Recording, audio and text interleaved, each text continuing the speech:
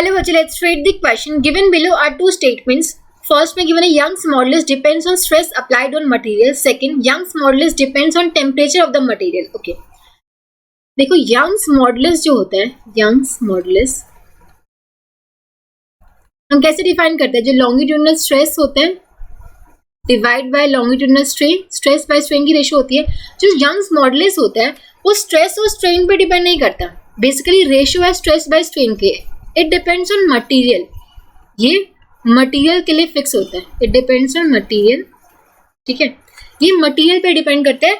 आप देखो, अगर आप स्ट्रेस बढ़ाओगे तो स्ट्रेन बढ़ जाएगा, ठीक है, तो मतलब स्ट्रेस को चेंज करने से स्ट्रेन वेरी करेगा। सो बेसिकली एक पर्टिकुलर मटेरियल के यंग मॉडुलस की वैल्यू फिक्स्ड रहती है, वो स्ट्रेस को चेंज करने से आपको यंग मॉडुलस चेंज नहीं होगा, ठीक है। यंग मॉडुलस मटेरियल की प्रॉपर्टी है, वो मटेरियल पे डिपेंड करता है, वो स्ट्रेस को चेंज करने से कुछ फर्क नहीं पड़ेगा। यंग मॉडुलस आपका मटेरियल के लिए फिक्स रहता है, ठीक है। स्ट्रेस बाय स्ट्रेन की रेशियो पे डिपेंड करता है, अगर स्ट्रेस चेंज होगा तो स्ट्रेन भी चेंज होगा, लेकिन इसकी जो रेशियो है वो सेम रहेगी, ठीक है।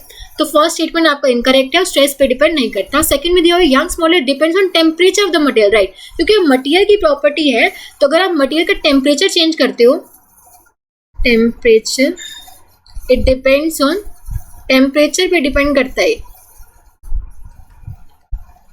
जनरली अगर आप टेम्परेचर को इंक्रीज करते हो विद राइज इन टेम्परेचर,